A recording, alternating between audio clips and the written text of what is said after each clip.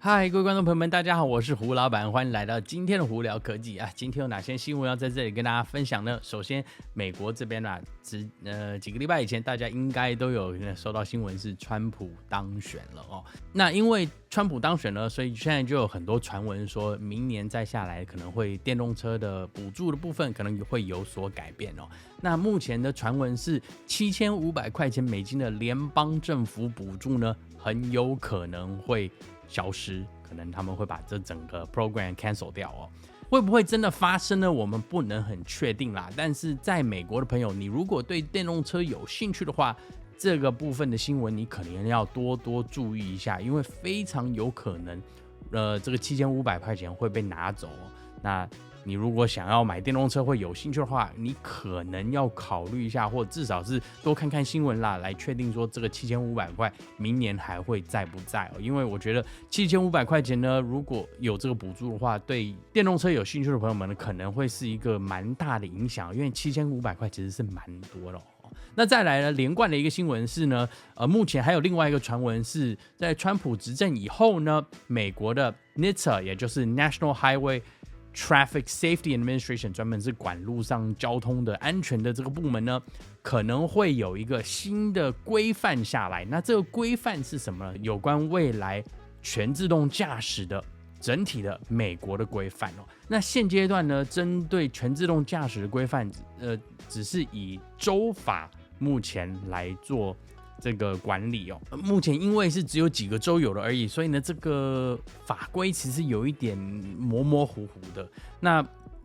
现在的说法是，川普执政以后呢，会有一个联邦的规范出来，这样子的话，在美国的50州都会有多多少少有一些相同的法案，来避免一些灰色地带的法规哦。好，那再下来呢，我们来分享一下 Mercedes 的新闻。Mercedes 再下来会出一个电动版的 CLA 哦。那现阶段的我们收到的资讯是，它应该会有2个版本出来，大电池跟小电池哦。大电池是85 kWh 的电池，小电池的话是58 kWh 的电池。那这个大电池的续航力呢，目前他们的预估是466英里的续航力，然后是 WLTP 的数据。你把这个数据换算成 EPA 的话，就是大概减20%吧，也就是373英里哦。其实这个续航力算不错啦。那我们再来另外收到的新闻是，它的整体的车子的结构呢，会是800伏特的设计，并且呢，超充的速度可以高达320 kW 哦。他们的说法是10分钟之内可以充186英里的电，其实这样子真的是蛮好的，因为其实多数的朋友们呢，应该会发现哦，你如果在外头超充的话，通常你不会想要把电池完完全全充到满，或甚至你到超充站的时候呢，你的电池也不会是完完全全用光的，所以你如果在超充站可以在那边留个，比方说10分钟可以充超过一半的话，其实对绝大部分的朋友呢是非常方便的哦。那另外一个比较特别的规格是在这新款的电动车的 CLA 上头，我们收到的资讯是，那它竟然会有2个充电插座。对，这个蛮特别的是，第一个是什么？第一个是它会有 NACS 的，也就是特斯拉的这个小的接头哦，也就是北美现在的未来会是主要规范的接头。那再来呢，它还是会有之前的旧版的 CCS 的接头，主要是因为这一段时间呢，美国在经过一个转换，绝大部分的汽车品牌已经是说了，再下来会转换成 NACS 的接头来使用哦。只不过呢，因为这是初期的关系，所以很多的外面的充电站呢，还是在使用 CCS。这就是为什么 Mercedes 在 CLA 上头，他们希望说把2个接头都放上去，这样子的话，你到外头就不需要带一个转接头在那边使用，并且呢，也不会受到一些比方说转接头的充电速度的限制哦。我觉得这个是蛮好的，只不过你的车上的后头呢充电插座的盖子可能会比较大一点，因为它打开的时候需要有2个接头在里头嘛。好，再来我们就来分享一下特斯拉新闻。最近特斯拉没有太多新闻了，不过呢有一个蛮有趣的是，有一个网友在网络上哦，在 X 上头po 了一个照片，是说他们家是一家有9口人嘛，他就是说希望特斯拉可以生产一个大一点车，这样他一台车子就可以载他们全家人哦。那蛮有趣的是 Elon 竟然有回复，他说再下来呢 RoboVan 也就是他的全自动驾驶的那个 Van 呢，可以达到这个。那另外一个，他还说了一句话，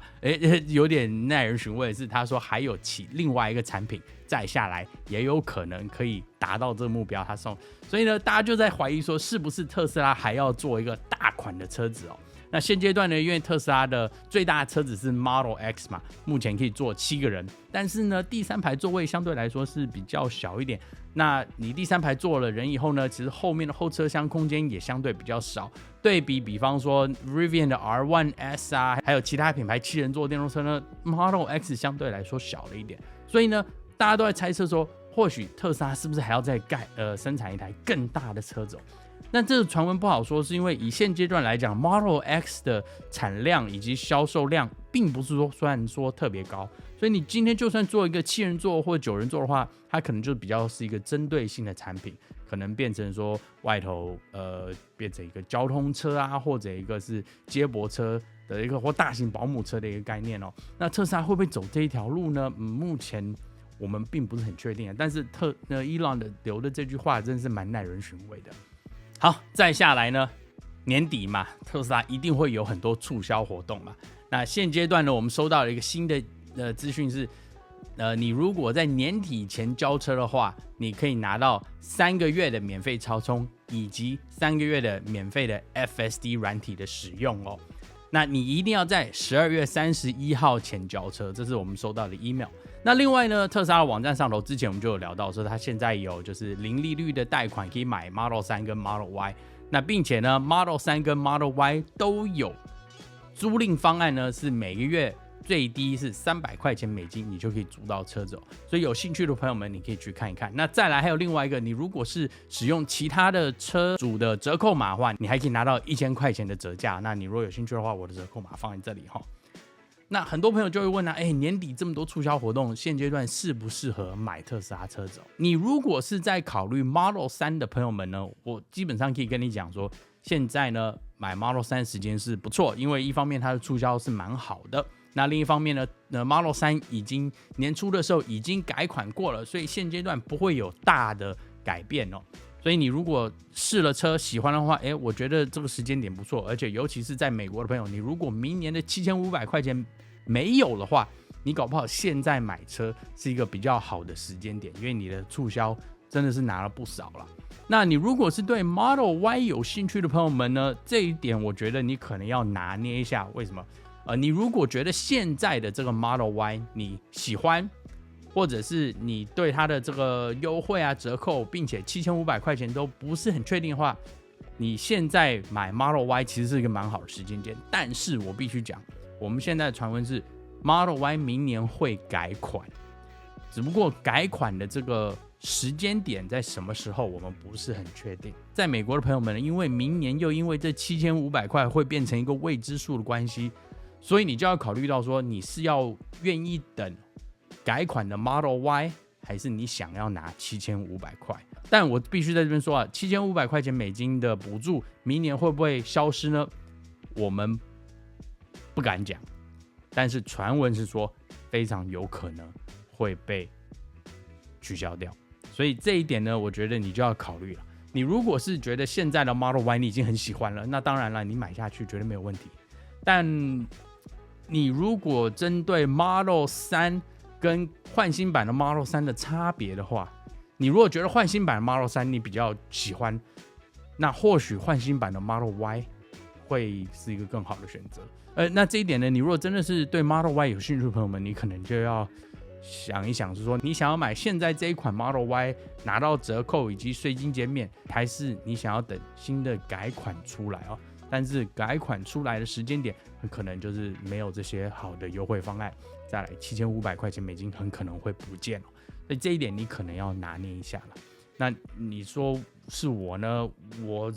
我是不会买休旅车，因为我觉得没有必要一天到晚开个大车跑来跑去。但是你有这个需求的朋友们呢，你可能真的要好好做点功课。好了，那今天就跟大家分享到这里。大家如果有什么问题的话，听 Podcast 的朋友们可以经过 Spotify、IG 或 Facebook 发简讯给我。看 YouTube 的朋友们可以直接在下头留言哦。那今天就到这里，我是胡老板，我们下次见喽，拜拜。